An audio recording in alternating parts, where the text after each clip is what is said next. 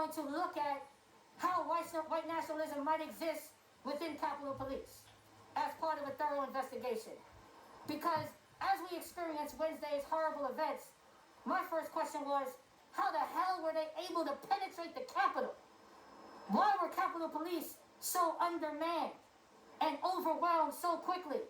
Why wasn't there more coordination between Capitol Police, Department of Homeland Security, and the FBI in preparation for this event? So many unanswered questions, and that's why we need a thorough investigation. And as we've seen on the media, some of the Capitol Police let the rioters into the Capitol. And as we've seen on the media, some of the Capitol Police let the rioters into the Capitol. And as we've seen on the media, some of the Capitol Police let the rioters into the Capitol. And as we've seen on the media, some of the Capitol Police let the rioters into the Capitol. So, yes, Donald Trump needs to be removed immediately. Shame them. In China, it's even mandatory to pass a facial recognition test to register for a mobile phone. The Chinese Ministry of Industry and Information Technology made it mandatory in 2019. In another case, authorities even require a facial scan for toilet paper in a public restroom in Beijing.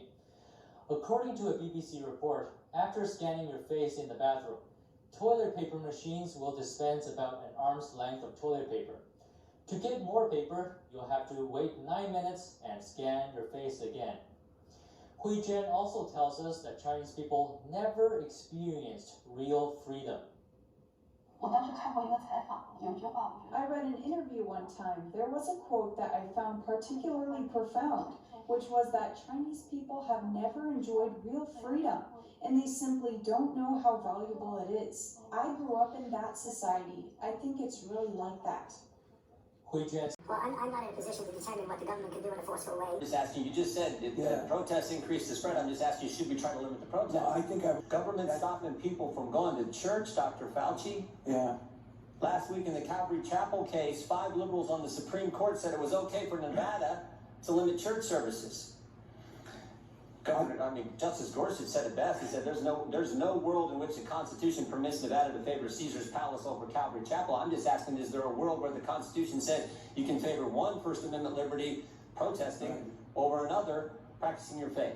And without the adequate rules by which people will be required to behave, and without the adequate rules by which people will be required to behave, and everybody in America, I think, is beginning to come to understand it. This president is not leading now. He's playing out an election strategy. He's more focused on getting the economy moving before all the experts say you ought to be putting people back together in close quarters again. And without the adequate rules by which people will be required to behave, and certainly without the adequate testing that other countries are doing. I think Mike Barnacle a moment ago listed countries, almost 20 countries or more. I mean, most of the countries dealing with this crisis at a high level are doing better than the United States of America on testing. Do you feel blame? Are you mad? Do you feel like most of the Bob Ruff-Venice get friends? The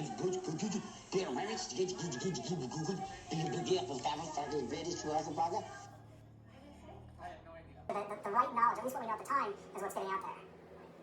Yeah, so I think one of the most important functions that Facebook and our apps can do right now is help connect people with authoritative health information and experts, and at the same time to limit the spread of misinformation. So on the work that we're doing to connect people with authoritative health information, we've actually directed more than 2 billion people to this COVID-19 information center that we built, that we put at the top of the Facebook app for everyone, and through these educational pop-ups that we put throughout the product.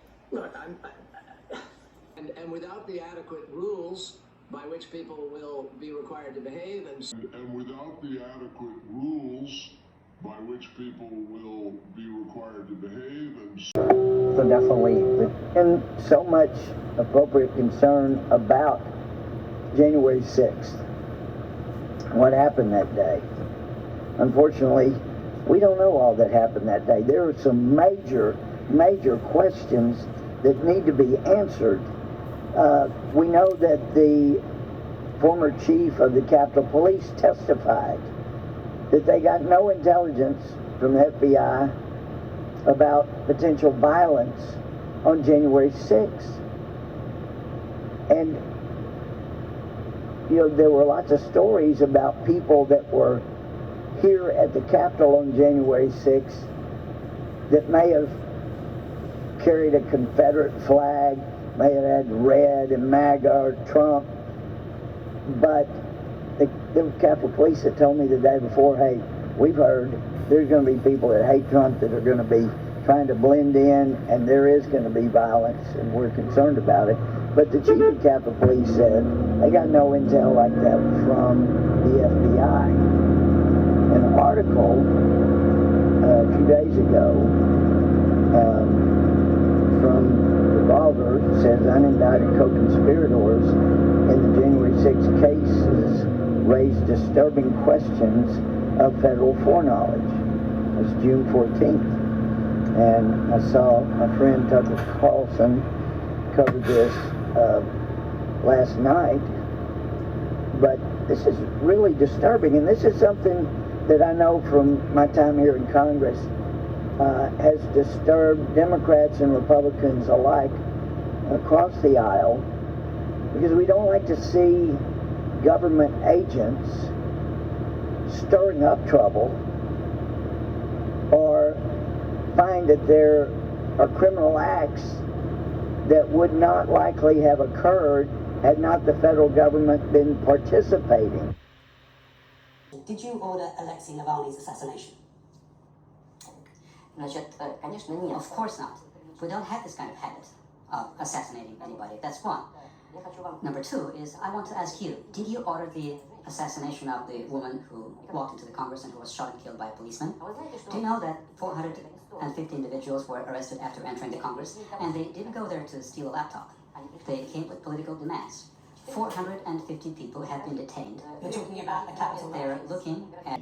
You're talking about the Capitol. They're looking at... jail time between 15 and 25 years.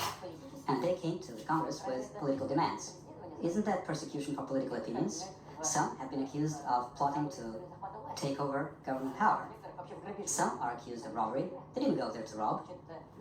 The people, the individuals whom you mentioned, yes, they were convicted for violating their status of individuals who had been previously convicted and given suspended sentences. Twice an individual was given suspended sentences. Essentially, it was a warning not to violate the Russian laws. And he completely ignored the requirements of the law. The court went on and turned the conviction into real jail time.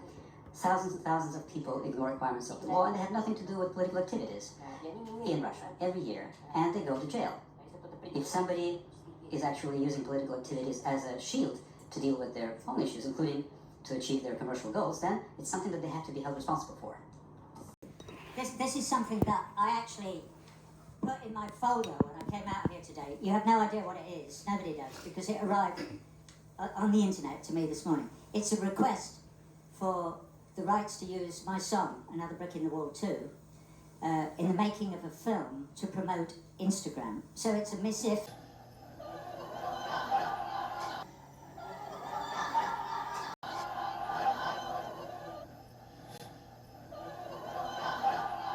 It's a missive from Mark Zuckerberg to me, right? Arrived this morning with an offer of a huge, huge amount of money, and the answer is, fuck you. No fucking way.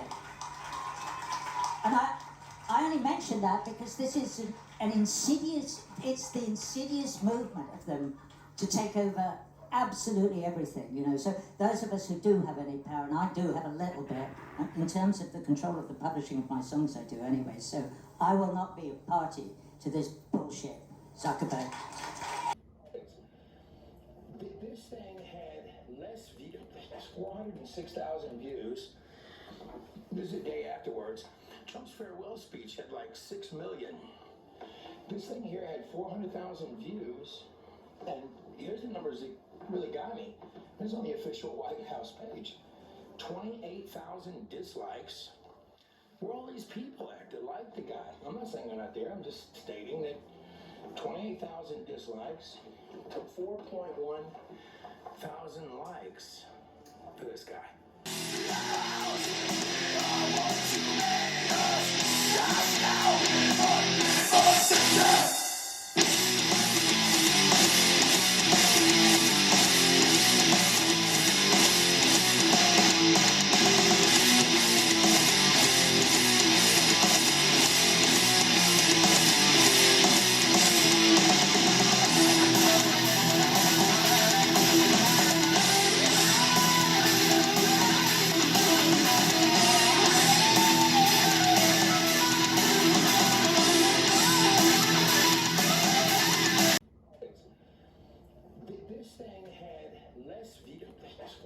106,000 views. This is the day afterwards. Trump's farewell speech had like 6 million. This thing here had 400,000 views. And here's the numbers that really got me. This is on the official White House page. 28,000 dislikes.